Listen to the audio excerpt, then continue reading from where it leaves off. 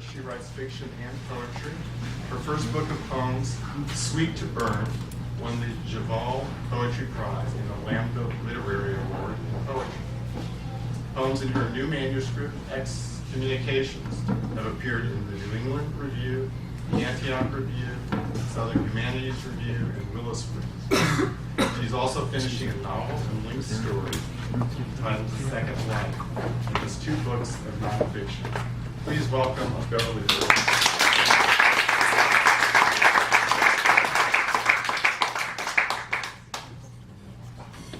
Thank you, George. They're great poems. Well, it's really wonderful to see you all here. Really a pleasure to be able to read to all of you, and thanks so much for coming. Another thing that happened in 2001 was that 2 women became the first to ski across Antarctica unaided. And this feat so amazed me that it began working in my imagination as to what that experience might be like. So this poem is written in the voice of one of the women. Middle-aged, we'd come south before, where the raw fog hushes the screech of gulls and the last edge of green disappears. We'd heard ice hawk and moan, watched sunset dissolve into sunrise, austral summer, the 3-month-long day. Icy lawlessness at the Earth's base, the unknown expanse of its curve, an anchorage. November. We strapped heavy sledges behind us, skied into that bitter desolation, a solitary human train, our strange locomotion of arms and legs. The first frigid fields were rippled, blown like dunes. Frost blue passages of pure shape, silence. Through the Ulgatana Range, switchback slopes of splitting ice, the heat of our effort, nothing against the glacial chill. One 4-day blizzard, I tracked time on the walls of our tent. Finally, tailwinds, glassy meadows. We opened our parasails and flew in a blur. Snowblind, we were dreaming at noon, eyes open. Unseen birds called from hidden perches. Stars blaze in the whitewashed night. Where were we? Lost in the swirl, in the sheeted hinterland of fear, and found, through the open portal, freed from time, temperature, as if our bodies had dispersed. We were nothing, just a wordless strumming in the crystalline air.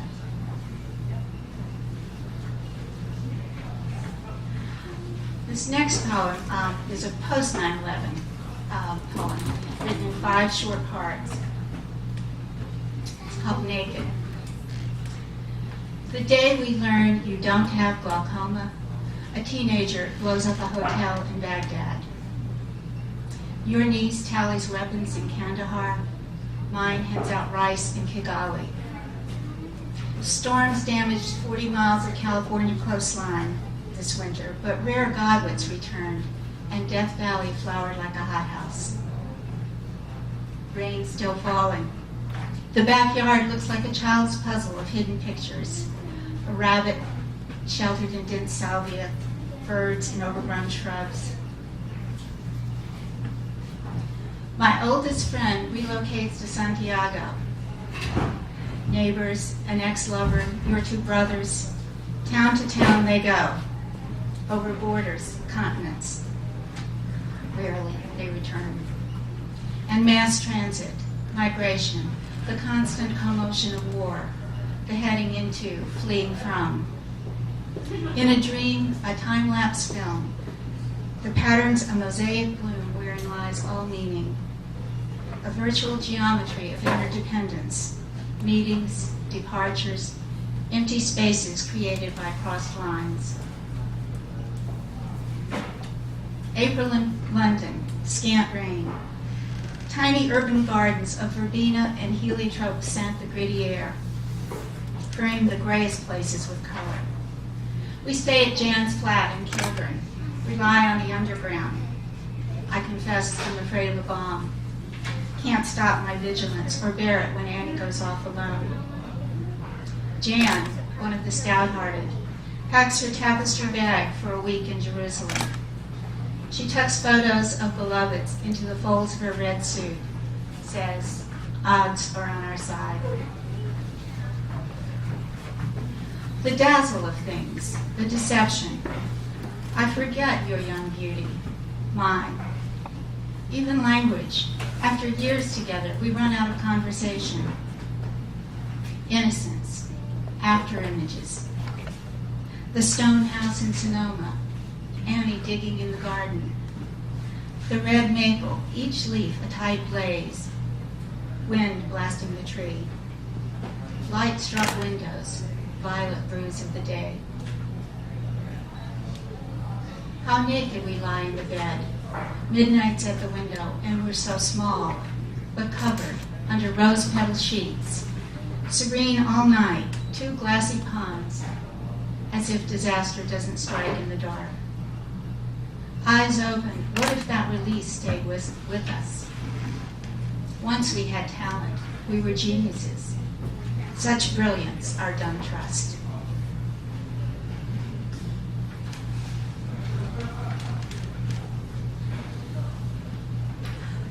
Once I watched a great blue heron pilot in from the Pacific over Elkhorn Slough, smooth as a Buick Riviera at dawn on cruise control. Empty road before it, emptiness behind. The air was still as God, yet the bird barely flapped as it swung east, then north. So low, I saw a snake dangling from its beak like heavy saliva. A surely dead snake, I thought, until it wriggled up and tried to slap the great blue. Dead weight. I meant dead straight. Funny how words exchange sounds, call up a near twin, jump the wrong synapse. The way Ananda, Hindu word for bliss, came out to Manda when I said it to my yoga teacher. Perhaps in the brain, everything conceals its inverse. Giant bird, virtuous in fading blue. Sailing a marsh at sunrise has a look of grace over it. A word to suggest dinner. Pleasant meals, cover for the brutal story of food, the bloody business of the kill.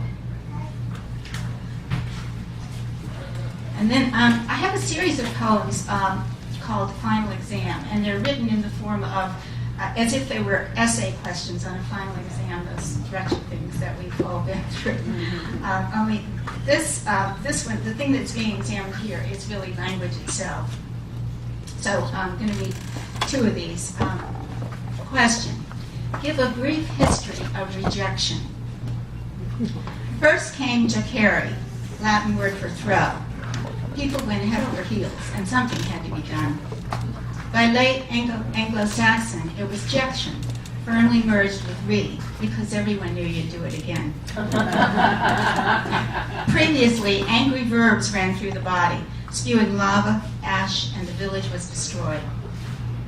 In the Renaissance, if you failed to show due affection, a sonnet was written. Rejection slips emerged in the next century. Now, even debit cards turn you down, and you slink away like a raggedy dog.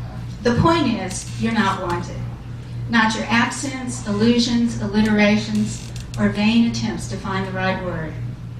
As for organ rejection, doctors didn't know at first that if the patient fails in love, the new heart won't take. Question. Compare and contrast melancholia and nostalgia. Both refer to bad acting. A little sweet and a little sick. The first might be a fruit drink with rum and cantaloupe juice. The second, painful sinuses. Blue funk is a synonym for either, as well as other emotions lingering from the Greek. One seeks the creative depths, the other, the Jersey Shore. Nostalgia would not work in a song title, but nostalgiac should be a word. Accent the first syllables, people assume you're from the South, and neither would make a good last name. The final poem I'm going to read is, it's not 13 ways of looking at a blackbird, it's 20 ways of looking at a woman. A woman sits up straight, She's on edge. She leans into the cushions. She's provocative. She leans over to another woman. She's a gossip. She holds the other woman's hand. She's queer. She holds an apple in her hand. She's a temptress. She slices the apple. She's tame. She slices your heart out. She's a bitch. She wears a heart at her throat. She's a beauty. She wears a silk tie at her throat. She's butch. She wears a silk camisole. She's a slut. She's slutty. She's a celebrity. She celebrates herself. She's got nerve. She's celibate. She's pathetic. She's empathetic. She's a sweet thing. She sweetens the deal. She's a honeypot. She hones her tongue. She's a shrew. She's shrewd. She's deadly. She's dead. She's innocent. She's innocent. She's a virgin. She's a virgin. She's on edge.